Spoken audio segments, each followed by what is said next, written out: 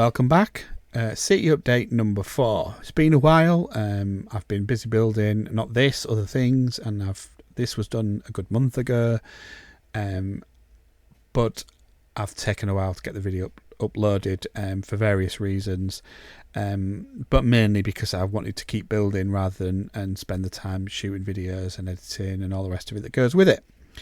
But the plan was to lift Ninjago City up and allow the train to go right to the end of the table, and as you can see from this first shot, I haven't quite managed to do that. And the reason is because this build space here, where the corner of the track is and the rock is, when that's moved back under the tunnel, it requires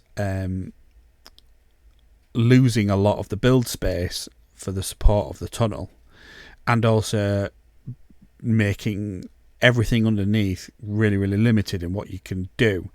I didn't want to lose too much of the base plate space to build on.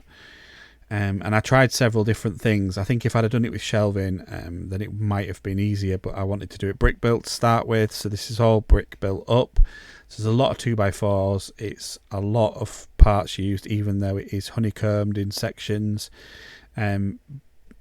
But it was really difficult to get the best use out of the space that I've got extending the track all the way to the end. So this is the compromise that I'm happy with, that seems to work.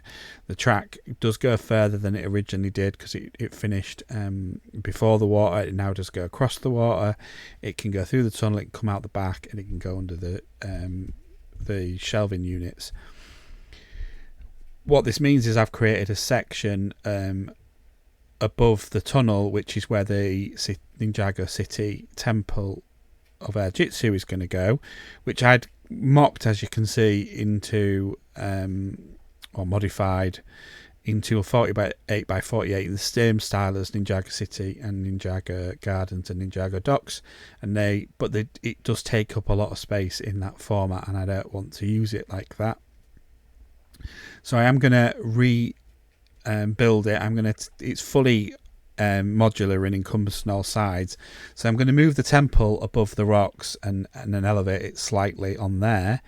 And I'm going to use the blacksmith and the other little like sort of market store, fishing store thing.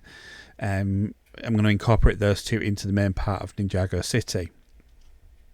So what I've done is used the new road plates as well, instead of 16x16, so that I can just put the base plates down without having to brick them on.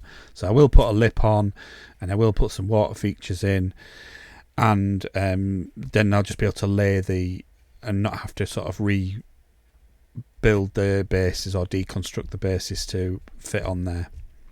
The Samurai X cave I wanted to incorporate underneath the rock, and that was another reason for moving the train track out, because it was causing problems, and I wanted to be able to get at the Samurai X cave. I didn't just want to have an opening and you couldn't get inside it very easily without lifting too much stuff off.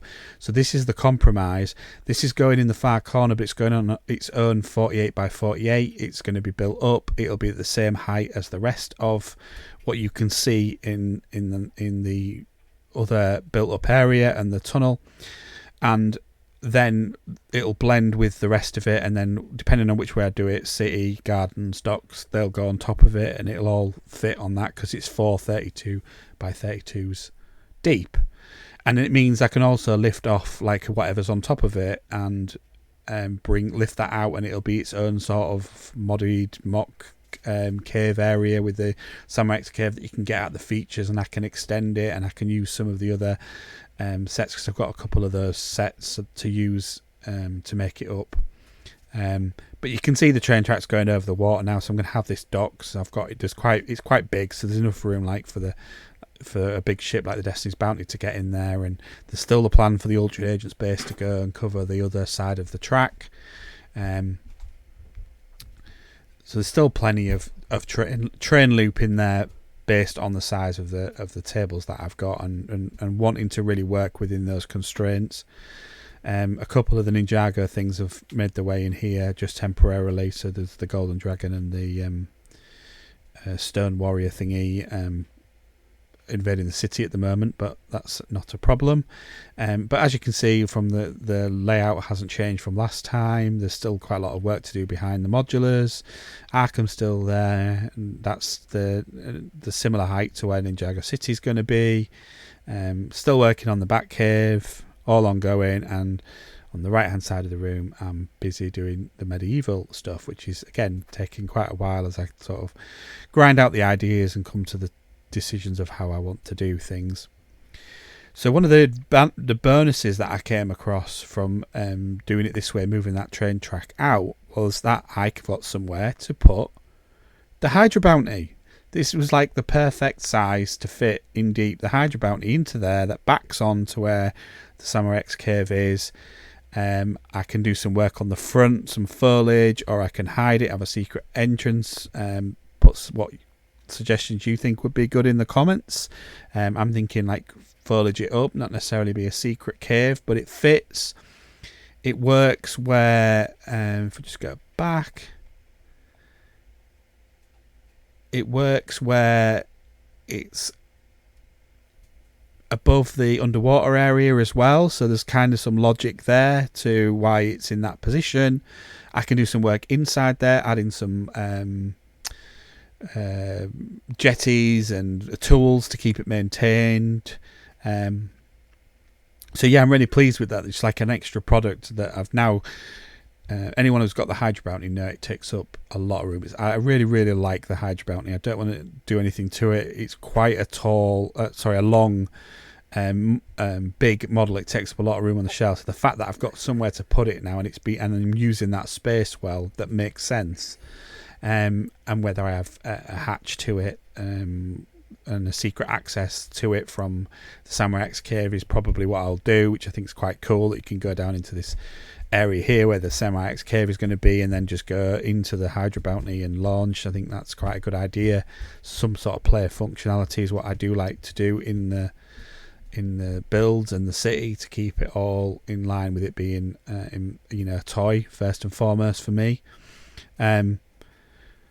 So yeah, I'm really pleased with this idea. A quick look at the other side, it's changed a lot since then, but yes, I've started working on the castle area, so I'm planning all that out. If quite a lot of stuff that still needs doing.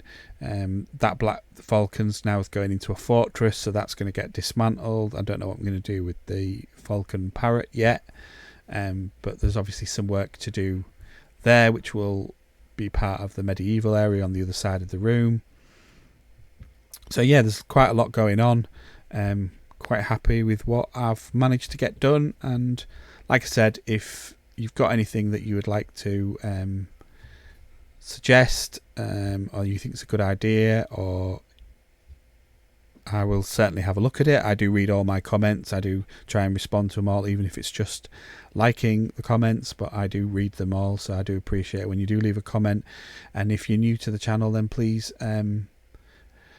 and you like what you see, drop a like and subscribe, and then I'll know it's worth to keep making these videos. But this is my city update number 4. This is where I've got to, and I hope you look forward to seeing some more progress, and when I get Ninjago City finally completed on top of here, and how it's going to look. Thanks for watching, and I'll catch you next time.